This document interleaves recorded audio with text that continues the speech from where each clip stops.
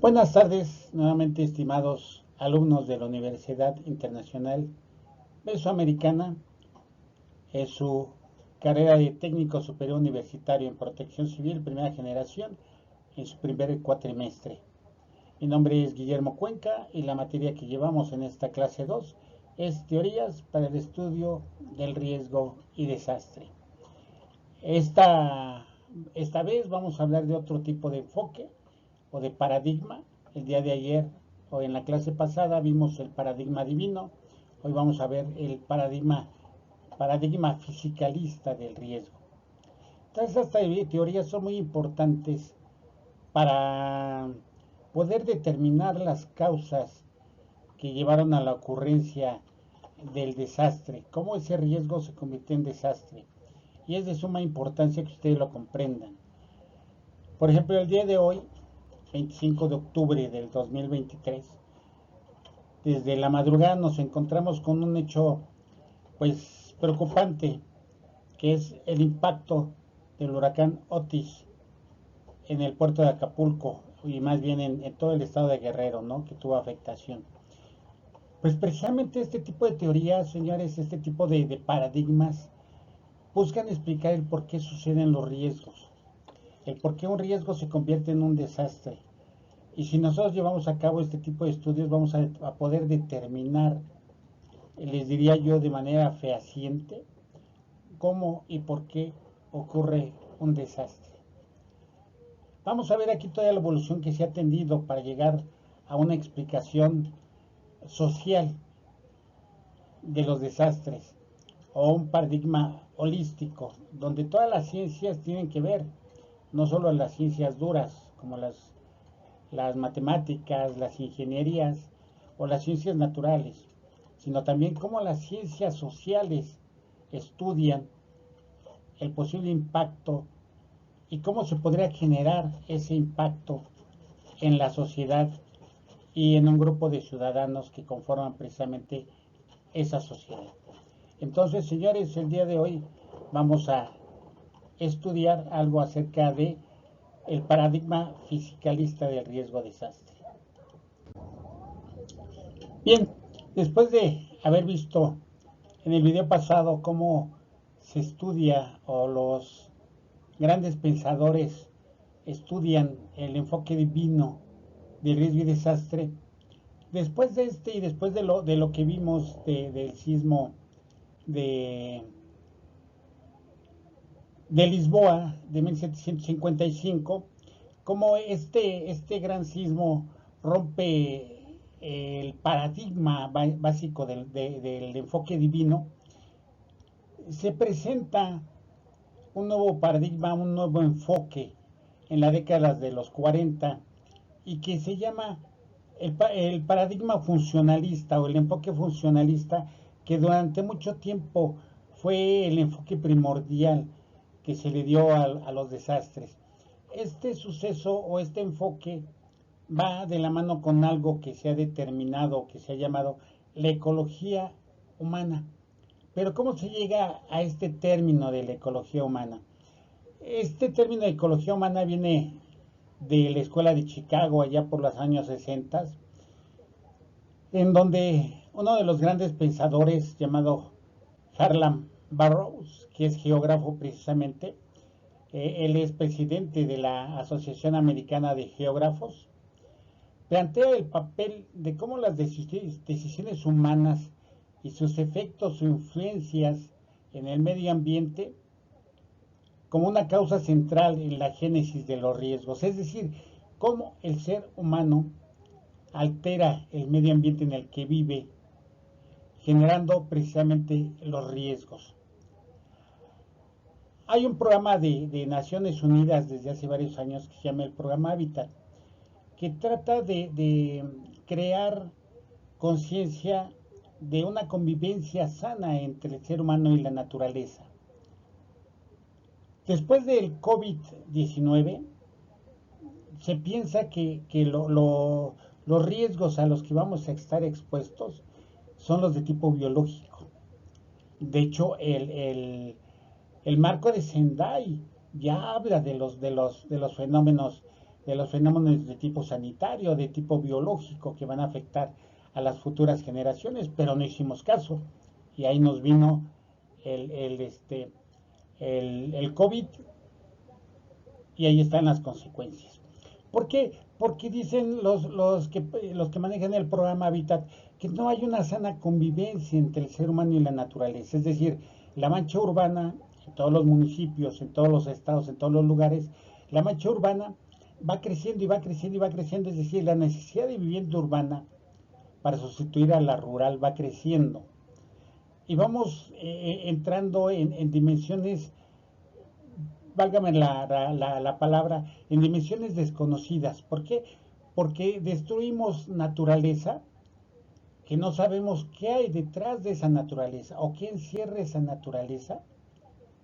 Sin embargo, devastamos esa naturaleza, construimos y metemos cemento, metemos asfalto para sustituir un piso natural, ¿sí? Y no sabemos ni siquiera qué tipo de animales había ahí, qué tipo de insectos, todo ese tipo de biología o de ecosistema que había en esa, precisamente en esa zona, y no sabemos a qué nos estamos enfrentando. A mí, por ejemplo, me causa cierta extrañeza que, por ejemplo, en Monterrey, donde zonas residenciales han terminado con cerros y con zonas donde antes habitaban los osos, ¿sí? Que en Monterrey hay osos, y ahora se sorprendan de que los osos bajen a sus hogares a buscar alimento. Pues ¿cómo no van a bajar a sus hogares a buscar alimento si devastaron su hábitat? Imagínate qué sucedería si tú el día de hoy sales de tu casa, de donde vives, y llega una constructora y tira totalmente tu casa porque ahí van a construir algo más, pero a ti no te avisan.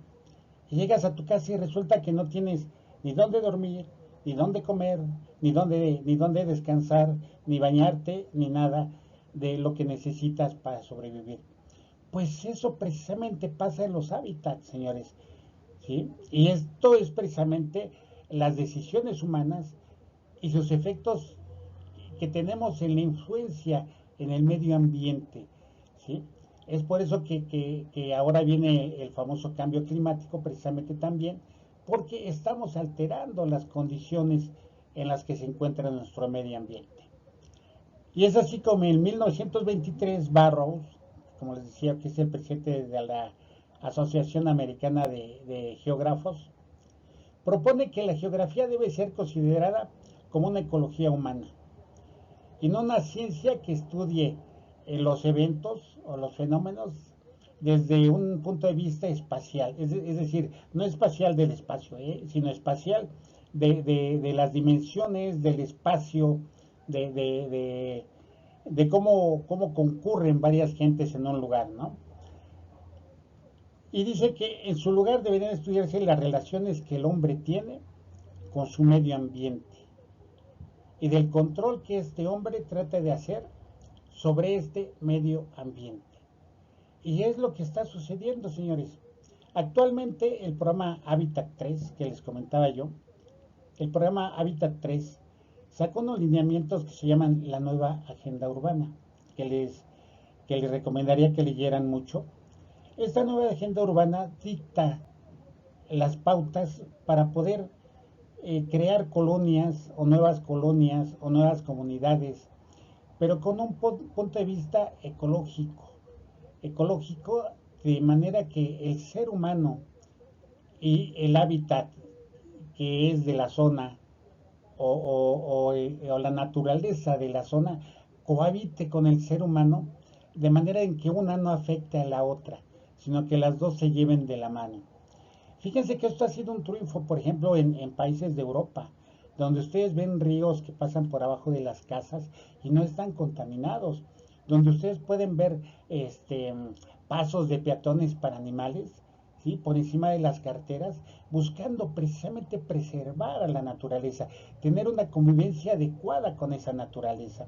Entonces, este es el punto de vista que tiene este enfoque fisicalista del riesgo y desastre, muy, muy enfocado a la naturaleza, pero que también tiene Entonces, se argumenta que no hay desastres si no hay una sociedad expuesta a un fenómeno potencialmente peligroso. Y esto es muy cierto, señores. Podemos tener, y yo les decía y siempre les he dado este ejemplo, ¿qué pasa si ocurre un sismo en el desierto de Sonora? ¿Se puede considerar un desastre? La respuesta es no, porque no hay bienes expuestos, no hay una sociedad, no hay ningún bien expuesto que se pudiera perder si este fenómeno impacta. Pero ¿qué pasa si tenemos un sismo en la Ciudad de México? Ahí sí hay un desastre, porque hay una sociedad afectada, una sociedad y bienes expuestos, bienes económicos, bienes tangibles, bienes intangibles que están expuestos. Entonces, este argumento yo lo considero muy válido, es una de las aportaciones que tiene esta visión fisicalista, que nos dice que no hay desastre si no hay una sociedad expuesta a un fenómeno peligroso. Y pues bien, por último, para ejemplificar el enfoque anterior, este es un esquema muy bueno de un curso que tomé con la Unidad Nacional de Gestión de Riesgo de Desastre de Colombia hace algunos años, que era sobre los programas comunales de gestión del riesgo, es decir, capacitar a la comunidad sobre gestión del riesgo de desastre para que ellos sepan cómo reaccionar al momento, tanto para prevenir como para atender y después de un desastre. Entonces, aquí vemos, por ejemplo, la amenaza es la erupción volcánica, que estamos viendo que ocurre aquí. Elementos expuestos y vulnerabilidad que están en este círculo, están abajito, están exactamente expuestos tanto a la caída de cenizas como al magma que puede salir de este volcán. Y de este lado, de esta cara del volcán, como pueden ustedes ver, dice, no hay riesgo porque no hay elementos expuestos. Y es así como si no hay riesgo, tampoco hay desastre, porque no tenemos elementos expuestos a este fenómeno natural que se está presentando. Y dice aquí precisamente la expresión desastre natural se vincula a este enfoque. En esta mirada el desastre es concebido como un evento impredecible, inmanejable e inevitable del que la sociedad solo puede ocuparse una vez que ha ocurrido, centrado en la emergencia. Es decir, el desastre natural, al igual que lo divino, es inmanejable, es inevitable y es impredecible. ¿Sí? Hay algunos que sí lo son y otros que no. Por ejemplo, impredecible los sismos. Los sismos ustedes saben que no se pueden predecir. Se ganarían ustedes el premio Nobel de la Ciencia, yo creo, si pudieran predecir un sismo. Inmanejable, un sismo sí es inmanejable porque ocurre y no lo podemos manejar, pero una inundación sí la podemos manejar. Si nosotros hacemos estudios y llevamos a cabo un análisis histórico de las inundaciones que han tenido que ver en una colonia, y determinamos que las rutas que sigue casi siempre son estas, podemos manejarlo, podemos establecer desvíos para que el agua no llegue y no afecte esos lugares. ¿Sí? Fíjense, dicen que el agua tiene memoria, y esto es muy cierto. ¿Sí? Hay localidades, hay colonias que están donde antes era el lecho de un río, señores, donde antes era el lecho de un río. Pero ¿qué pasa? Que a la empresa inmobiliaria le gustó ese lugar, se lo compró al ayuntamiento y dicen, ¿qué vamos a hacer aquí? Pues vamos a traer a nuestros ingenieros hidrólogos y vamos a hacerles que cambien la ruta del río, ¿no? Y luego, como cambian la ruta del río, el río se seca, o como no tiene un cauce natural como el que tenía, se seca y deja de funcionar como un río. Y la gente se olvida de él, dice, pues ya, el río se secó. Y resulta que llueve de manera intensa, una lluvia intensa como estas que están cayendo el día de hoy. El río comienza a llenarse, comienza a superar su cauce. Y el río, señores, y el agua tiene memoria y va a buscar la ruta que sabe para salir y va a inundar las casas de esa colonia que el ser humano puso ahí. Porque la naturaleza tiene memoria, señores. Si yo corría por aquí, porque me van a hacer correr por allá. Si yo corro por aquí, llego más rápido a mi ruta. Y esto ha pasado, no le estoy diciendo mentiras. ¿eh? En Ingrid y Manuel, ustedes pueden ver en el estado de Morelos, ¿sí? Algunas zonas que se podría considerar algunas zonas habitacionales económicamente hablando buenas, resultaron afectadas por las inundaciones. ¿Por qué? Porque estaban en lugares por donde antes cruzaba un río. Entonces, señores, dejemos de llamar desastres naturales algo que no tiene nada de natural. Uh-huh. Hasta apenas esta vez, no sé si ya lo vieron, si no les subo la Gaceta de la Cámara de Diputados el día de mañana. El Ejecutivo está presentando una ley de gestión del riesgo de desastre, que me parece muy buena, ¿sí? Porque es una ley ya de gestión del riesgo de desastre, no de gestión integral del riesgo, ¿sí? Como se nos había hecho creer siempre que era la palabra o el término correcto. No, el término correcto es gestión del riesgo de desastre. Y así está en todos los países de habla hispana, ¿sí? Donde ahí ya deja de utilizar el término que también resultaba para mí medio paradójico, el término que utilizábamos en México, que era los fenómenos perturbadores, ¿no? Fenómenos perturbadores para aquí, fenómenos perturbadores para allá.